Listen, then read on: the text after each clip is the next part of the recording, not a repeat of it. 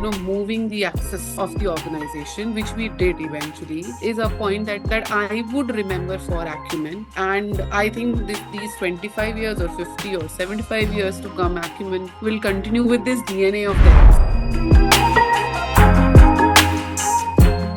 There have been challenges in the business.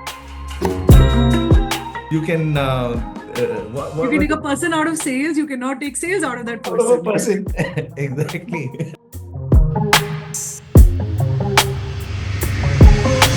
All right. Welcome to this special episode where we have two amazing women along with us, and amazing not just because we work together on quite a few engagements, but because both of them, I have worked closely and seen them. They have a solid perspective. They will take tough calls and also have the solid human side in the way they manage and lead. So here you have, ladies and gentlemen. First, let me introduce you to Priya Rustogi. Priya leads the India LIXIL business for the country, and Priya has had an amazing journey, and that's what we will discover in some time. Right till the country head role that she has taken over last year. And we will learn a lot from her experiences on this journey. And also, I have another amazing lady, and that is Richa Tripathi, and she heads the learning and development and HR function. She is the HR leader for commercial India at LIXIL, and her career spans decades of meaningful work across companies like Wipro, Tata Tele, and many more. So welcome, both of you, Priya, Richa. Thank you, Tanveer. Thank you for such kind words. Not many people speak about us so fondly about us. So thank you so much. And congratulations on 25 years of Acumen. This is a huge milestone, and we wish you all the success. Thank you so much. And if I say again, thank you to the both of you for being part of this amazing journey. It will sound like a mutual admiration society. But let me tell you, the things that happened over the engagements that we did together. And I remember when the first time we got together on the mission 2026. Yes, 25, Mission 25. Race to 1,000 crore, and then all that we did. And from there, one of the pillars was get Salesforce transformation going. And if that happens, those numbers can come. Yes. And so the first question to you, Priya, before even we go to the sales transformation, your journey. And I remember right from the sales leadership to the business leadership, that transition that has happened. This journey would have taught you so many lessons on the way. So what are those few things that you picked up and you would like to share as so thank you, Tanveer, for that question. I think my journey has been very interesting. And, I still remember a question that you asked in one of those sales Excel sessions that, we curated as to you never choose sales. Sales chooses you. So, little did I know that I'll end up making such a phenomenal career in sales spanning over 2 decades. So I joined LIXIL back in 2019, coming from a tech industry with a lot of sales experience under my belt. And this of course, there were a lot of challenges. This industry is very dynamic, very different than what I was doing before. And after, six amazing years, I got the opportunity to lead this fabulous organization. And one amazing thing about LIXIL is really growing the talent from within. So when I took on this role, I was not 100% ready. I still not am, and I'm learning every day. But this has been a wonderful journey, and more than my mentors sort of supporting me, I think a huge shout out to my husband and my family who've sort of really stood behind me like a rock, and I am where I am because of them. So a lot of gratitude for God, for my family. I think it has been a fabulous journey, and I think if I can do it, and a huge a huge shout out to all women out there, because and I'm a big propagator of diversity and inclusion. So I want to tell everyone that it's not always easy, but it's very doable. And if you just believe in yourself, if you just be yourself, things just fall in place, and God has been kind. Right. Thanks a lot. So, what would you ascribe if there were two or three things when you led the sales team for, I remember two verticals at that point in time, the kind of travel you did, the kind of people you nurtured. Uh, what were the few things on leadership, not just sales leadership, that you picked along the way?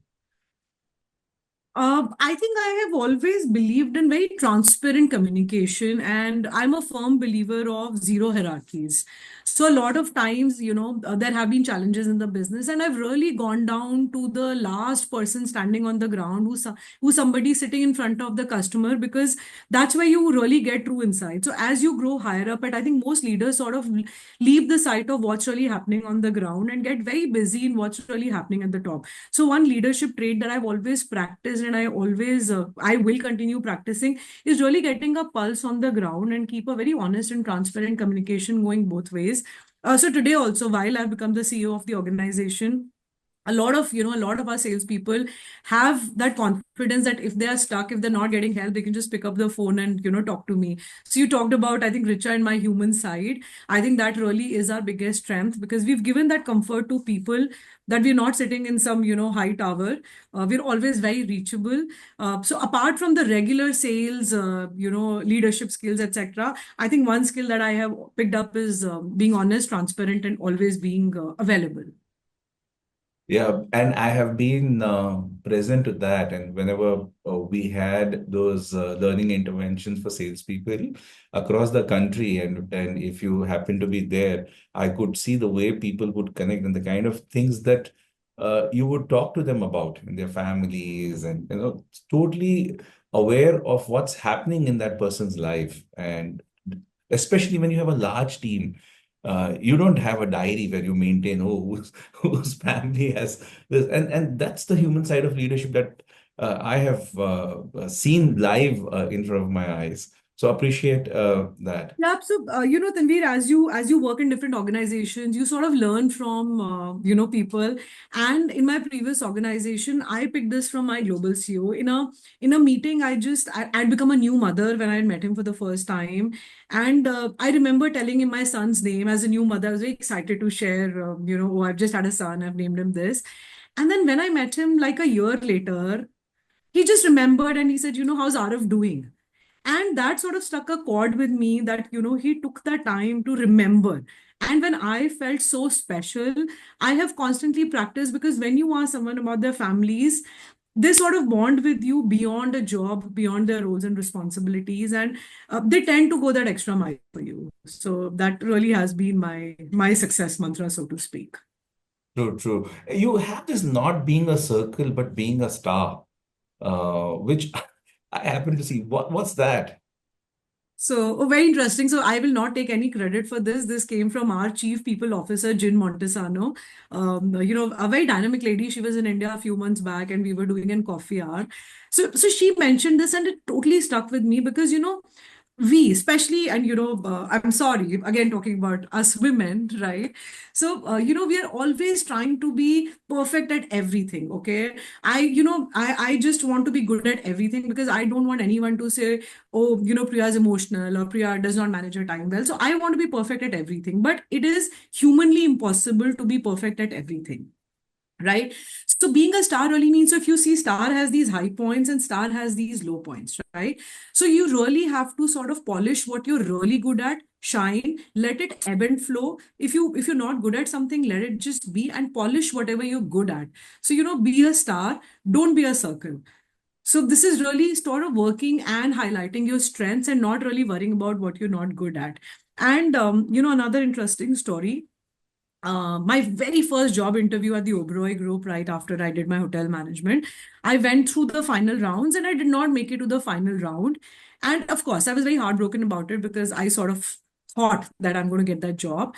And then, the letter that I got, said something like, and I sort of vaguely remember it, that we're looking for, you're a round peg trying to fit a square. So you're a square trying to fit a round peg or whatever, right? And it actually was ridiculous. It didn't make any sense to me. So that is why 22 years later, when I heard Jin say, don't be a circle, be a star, it sort of stuck with me. And I've talked about it to so many people. And, this has made a lot of difference to me in the way I think. Wow.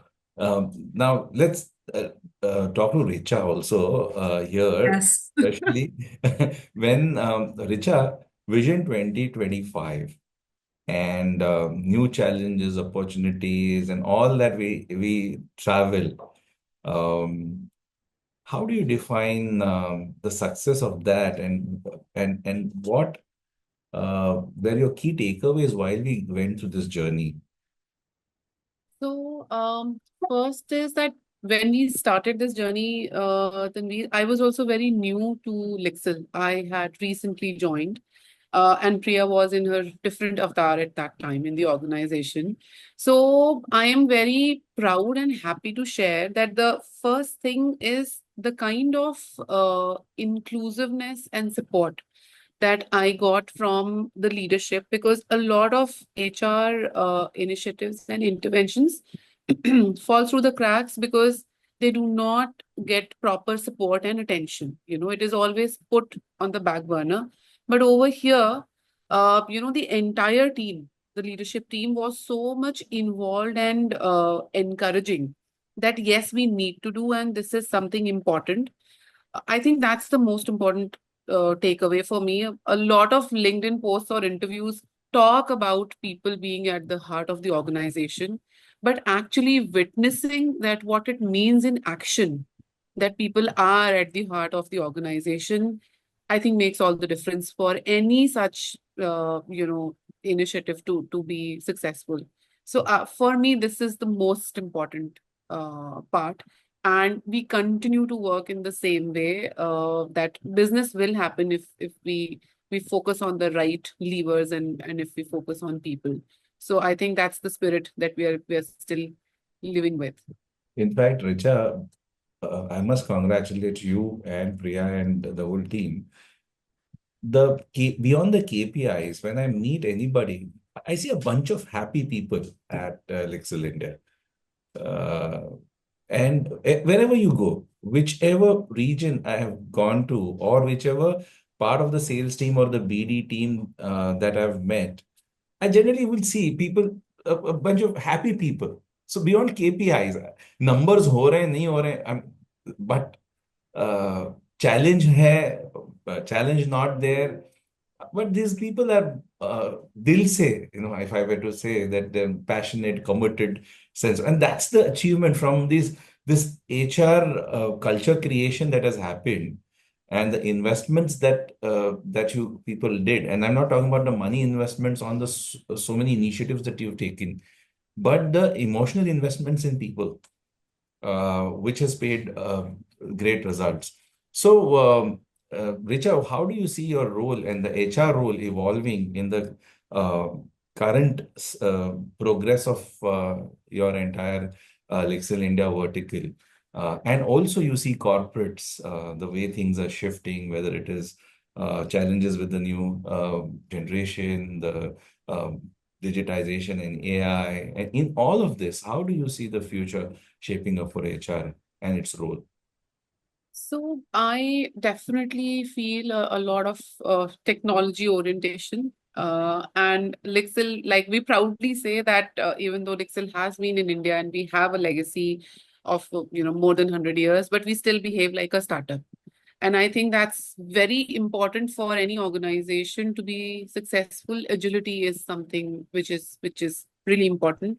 So HR is also being agile, not only for India but at global level. The prime focus for us is to adapt technology, keep benchmarking. So what we did 2 years back brought a lot of laurels for us, but repeating same thing will not take us to next level, which means you have to keep rejigging what you're doing, keep reinventing or rewiring probably. And that's where we are working at. So along with that, a lot of stop list, something that is not required needs to be stopped and should not keep happening because we've been doing it. So these are the two things that we are looking at, which brings in more efficiency. And because as we scale up, things will change, challenges will come in different forms and shapes. So we have to be prepared for it. So that's what we're focusing at. And over to you, Priya. One question that is there in my mind that definitely begs to be asked. With the sales leader role and with the business leader role, uh, while there's a huge transition, there must be things that over this about a year-long period, what are the things And that months, you yes. think of that the 9 months, and that's Exactly 10 months, 1st 10 June, months, and we are yes. on 30th April, so precisely 10 months. yeah. So that aspect, what really shifted for you? Or you thought that all basics apply anyways? So, I'm still a salesperson, very much a salesperson at heart. And you would find my sales leaders often complaining that I now have to start removing my sales hat because I just feel, oh, I have done this. I know everything. So I end up interfering a little bit too much, which I'm now trying to consciously sort of stay away from and take a more neutral standpoint because I have a little bias towards sales, and I don't know, I'm not even guilty to admit that. I just feel, that sales is really the heart of every organization. So what has really shifted for me now is I'm trying to now take a macro view of course, sales has to be the heart and center of everything. But how can we really have the sales enablement functions actually sort of uplift the whole organization in a better way? And when I was in the sales role, there were so many things that I could not possibly influence in my earlier role, which I actually sort of saw as gaps within the, way functions interact with each other and the way they work with each other. So I'm now sort of actively working on getting everyone together. It's a journey that I am on. I'm not there yet, but I'm actively trying to see how we can all come together as an organization for just one goal. Because I feel that we still have a long way to go from sales and sales enablers feeling like two different silos and coming together and working. But yes, I'm super guilty of still still being a salesperson at heart, which I'm now consciously trying to delink myself from. Yeah, and that's all your awareness and mindfulness, especially when it comes to cross-functional understanding and also expertise and giving them that understanding and space. Yeah. Uh, I mean, you've been a salesperson, right? You know how hard it is. No matter what you do, your basic DNA just switches back to selling. So so so this adage applies. You can you what can was take a person out of sales, you cannot take sales out of that out of a person. Yes. person. Exactly. Yes, But, yes. but but that also brings back to one basic. When somebody was asked who's a salesman, and the answer was anybody who sells a product, service, and or an idea is a salesperson, and everybody is selling. And all the more as a leader, where stakes are high, you need to do your selling at across the board to your seniors, to your board of directors, to your colleagues. You're always selling. You're selling something to someone all the time. So yes, I agree. We're always selling. Richa, one thing that I noticed while we were executing the work, the kind of investments we made in the sales team, not just the frontline, the sales managers, sales leaders, and we did assessments, and the seriousness was there. One thing that worked, I believe and I feel, was the senior management's presence. And I saw Richa, even Priya sitting for the trainers for the sales Yes. content quality and the feedback, the amount of hours invested and spent on a learning and development intervention for making sales competencies live. What was your thought and experience? I mean, now that we reflect back on that. No, it's exciting. And I would say at that time, sometimes it would also be overwhelming because you have senior leaders sitting on your head.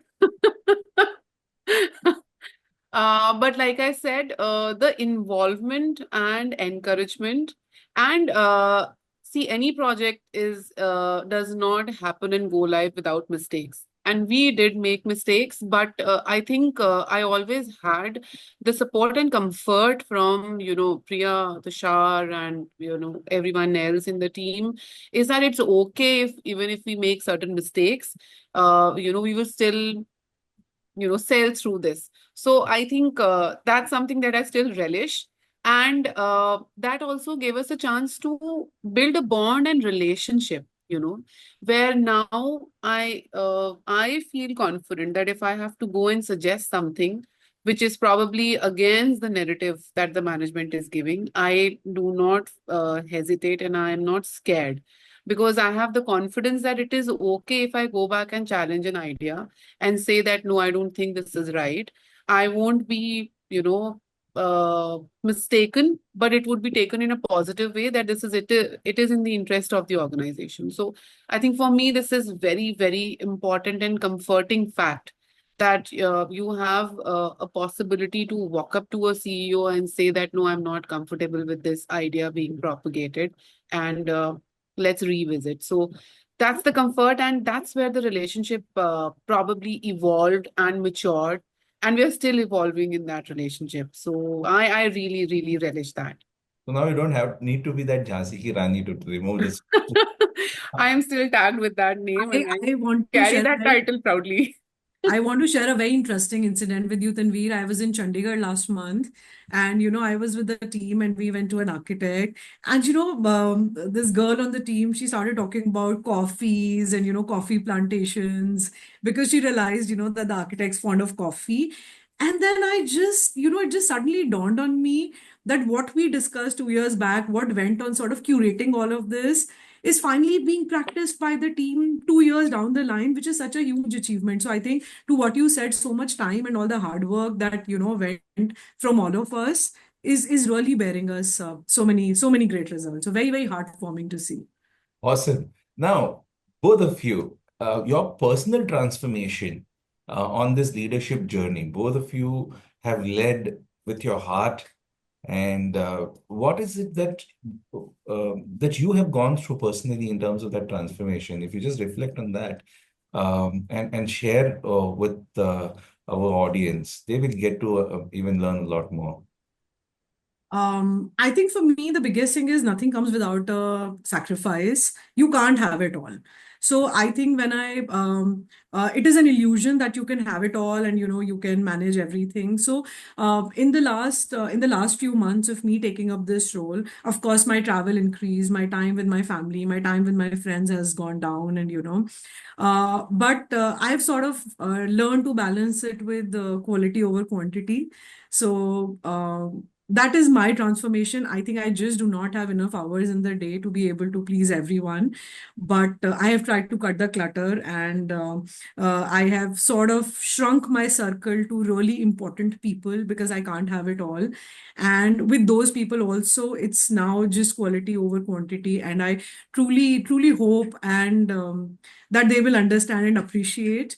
But that has truly been the transformation, because they always say it's lonely at the top. It is lonely, but then you have to surround yourself with the right type of people who truly lift you up, because there's a lot of clutter in our lives, and I think we have to have the good sense of cutting the clutter out of life. So that has been my personal transformation. I think my circle has shrunk by probably less than half, and I'm very happy about that. So you remember the dialogue of Deepika Padukone, कुछ न कुछ तो छूटना ही है ना बन्नी. Very filmy, but yes, very relatable. You can't have it. You have to make those sacrifices, and you just hope and pray as you go along that people will understand that around you. Yeah.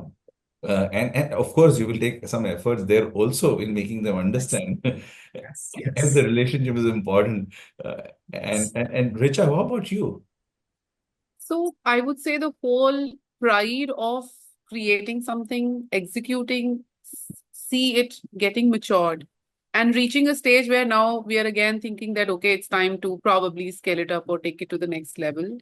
The whole cycle that I've gone through has definitely instilled a lot of more confidence in me, and the fact that I am someone who's very straightforward, um, unlike to the usual corporate behavior, and especially sometimes which is attributed to HR, that HR has to be a yes man or a yes woman, probably. I don't have to be. So for me, the fear factor has reduced again further, that I can still be myself without getting scared, and try and experiment and learn. All the So best to you, Priya, for this. I was about to say now business is getting scared of HR. oh my God. For the good sense, I will add on to Priya's statement. Yes, yes, of course. And I think every function is very, very important, very powerful. And to what I was telling you earlier, Tanveer, I think equal weightage to all functions because they all bring something different to the table rather than choosing one function over the other is something that I'm consciously now practicing too. Yeah, yeah, and talent win organizations, right? Talent win the victory for organizations, and and HR is not HR's job; It's everyone's job. Yes. it's everyone's job, and Yes. that's True. a big myth that you people have in practice cracked that and practice it. And I've seen other leaders also who report into you, Priya, and most of them have that human side where they lead with their heart and There's no choice. There is no other choice at LIXIL. You have to lead with heart. You know, trust me, that's the culture that we have built, and that's what we practice every day. And there are a lot of people, who leave LIXIL for better opportunities. That will always happen, right? Attrition is a part of life, and we really wish all the success to people who leave for better opportunities in life. But they call us back and they talk about what they really miss about LIXIL, which is so heartwarming that even when you leave LIXIL, you leave a part of you behind and you think about it fondly, which is very, very special about LIXIL, which very few companies can boast of in today's cutthroat yeah. proud of having been a part of that cultural journey. I will not take any credit for it because I inherited this culture and I'm building on it. But yes, I think it's one of the best things about LIXIL that everybody across the industry and even outside the industry talks about. Okay, one question about our collaboration. Yes. What were the aspects of our collaboration that stood apart? You would have worked with so many consulting firms. Uh, was there something that, because we continued for 3 years, about 2.5, 3 years, our journey together. So was there anything that stood apart? Of course, I was waiting for this question, Tanveer, because when we decided to sort of get an external intervention and we were meeting with consultants, right? There was just so much English, English, English, which is a very, very consultancy thing, like just show you the world, give you these fancy presentations. And the first time we met you, we sort of connected and we knew what you're bringing to the table is very, very special. And I'll be very honest, I had neither worked with Acumen nor heard of Acumen in the past, right? And we were meeting a lot of large consulting firms. And then when we met you, a boutique, firm, I think what you brought to the table was so special. And in the first meeting, we knew we wanted to work with you because you were willing to partner. So you just did not bring, we've done this program for them, and we're going to tailor, we got to sort of change it or tweak it for what you really need. You worked with us from scratch in creating something which was so relevant for our organization. And you know how complex our business is, different channels, different stakeholders, different ways of selling, sales, business development.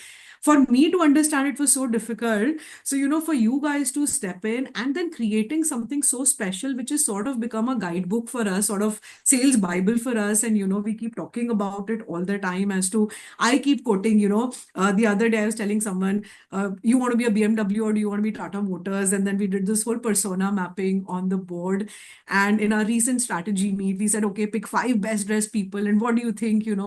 So all of this, it was so practical. so relatable, so relevant. It was nothing that you sort of learn and then you forget. So I think it is one of the most special partnerships for me, because the way you guys gave all of your heart and soul in creating something for us, it was not just a project for you. It was something so meaningful, and I am forever grateful for whatever Acumen did for Excel. बस कर पगली. This is Yeah, all you've from stolen a lot of my words. Not done. We didn't discuss this. You can choose your own words now, Richa. Yeah, No, Richa. but a lot is coming from heart. And it's, I would first say that it was never a commercial relationship, which means a lot. And Tanveer, you and I, when we spoke for the first time, I can't even forget, it was like as if we've been friends for like ages, connected so well on such, uncommon and small topics, not fancy big deals or big brands on your, presentation. Uh, for me, the most important part, whenever we, while creating the entire content or while analyzing, why do we need it, what do we need, Shweta, Devang, none of you discussed regions, locations, processes. You discussed people. You named people, you named leaders and their teams, which shows the kind of connect and interest Acumen had right from the beginning. And again, what Priya said, that it takes a lot of time and effort to adapt and accept an external environment, because you would be working with tens or hundreds of clients, right? For me, LIXIL is LIXIL and it is my company. For you, every engagement is important. So giving that kind of justice and having that kind of involvement talks about the interest and the genuineness with which Acumen works. And I think that is where it has clicked so well. I still get a lot of calls, that why don't you give us a chance? We will customize. But for me, that the fact that no, if I go back to Tanveer and Shweta and I ask for something, I will get a solution. That's the kind of confidence and relationship that I carry. And again, a lot of times the best part is that Devang and Shweta will come back and tell me, no, I don't think you should be doing this. This is better for your organization. So again, it's not that say yes to the client and move on and get done with the project. No. The actual intent of doing something great and actually moving the axis of the organization, which we did eventually, is a point that I would remember for Acumen. And I think these 25 years or 50 or 75 years to come, Acumen will continue with this DNA of theirs. This is your USP. This is where you differentiate across and cut across the edges with your, industry or your likes and competitors. So that's what I would proudly and happily share about the relationship and experience with Acumen. Thank you so much for that. It's overwhelming, really overwhelming, Priya and Richa, these words. And I'm We are sure. not paid to say any of this. I'm giving a disclaimer. This is coming from the heart. Yes. Honestly, I did not, because I was thinking I should think, but I said no, I'll go impromptu. Same. So So, no preparations. that event, and that would be a big learning also. And I remember very well, I was on the Western Express Highway in Bombay, and this call came in. I remember in the car. It's so well anchored. And I just happened to say that me and Devang will be there working on the content. Shweta is there. And me and Devang are like, Majru Sultanpuri, गीत वो लिखेंगे और बोल इसके है ऐसे. So she was like, आज के जमाने में कौन बोलता है यार ये Majrooh Sultanpuri. So that rapport was instant. And that is because I was not trying to sell. I was just being myself, talking to her, other human being, and building that connect. I mean, We're still selling.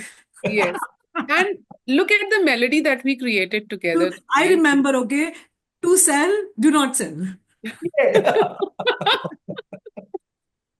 True. See, all of this, imagine for me to remember all of this from what we did two, three Yeah. years back is so special because, like I said, it's so relatable. Yeah. And simple words and simple statements are anchor forever. Yes, they are. And people just by practicing some basic things of the 3-day workshop that we ran, the kind of learnings they would come up with. Finally, if just three or four learnings that flip the 80-20 for that matter, Priya, Yes, yes, you just shift from talking to questioning, yes. ask good quality questions, engage. I mean, as we Dance in the conversation. Lead the dance. yeah, dance in the conversation. You see how clearly anchored it is. And that's the hallmark of good students. Good, yes. Good programs, good curriculum, yes. Yeah. And hallmark of good students like you who still remember everything that they learned inside of the And a training. strict teacher like you. I normally I'm not scared in giving presentations and pretty confident. But with Tanveer, I was at times sweating. Then, my God, what is coming? What feedback is coming my way? Yeah. And all of you have gone through a train the trainer as well. Yeah, Yeah. And I guess the pressure to go through a content and perform in front of your own set of people, and a lot of them were junior to you, and both of you actually took it up on you to be there, prepare, show up, and do a good job. I You mean, know my future career plans. I have discussed with you what I want to do when I'm tired of the corporate world. and why not? When especially it's a space of impacting lives, and it's a space of transforming lives. You happen to be there, and what gets said through you, you don't know what impacts somebody and what they do after that, Yeah. and you are just part of that process of somebody's transformation, and that feeling is surreal. I mean, no money can buy that. yeah, true. Absolutely. So, what next for Lixil as you get into the future, as you navigate the organization in the future? Priya and Richa. First, Priya. Aggressive growth plans for this year. While the economy has been sort of sluggish and the consumer sentiments a bit low across industries, as you may have already, seen or heard, we've still taken very aggressive growth targets, and I'm very confident that with the product lineup that we have, with the excellent talent that we have, with the strategic decision making that we are doing, we are poised for, aggressive growth. So for me, this year is going to be about growth, market share, and learning and growing the team along with me. So yes, those are my priorities for this year. And yes, find some downtime for people that are close to me. Ah, you must. कुछ ना Yeah, कुछ छूटना है बन्नी ये नहीं छूटना. I It's know. important. Yeah. And Richa, for I you? have also prioritized my health. I have been on a health spree. So, and this is going to also continue as my personal milestone for this year as well. Oh, I'm so proud of you on this one. Sir, salamat to Yeah. pagdi 50. Yes. Great. And all the best for that, and be consistent on that, and very high Yes. integrity, if you remember. Yes. Yeah. So Yes. don't. I've been coming back home from work at 9:30 and still gone for a run. So I'm very proud of the discipline that I'm bringing to my own life. So yes. Um, it brings me, sorry, Richa, one question which forgot, and please do talk about this Lixil and future. Both of you have teenage kids, and Yes. their needs, the education and crucial years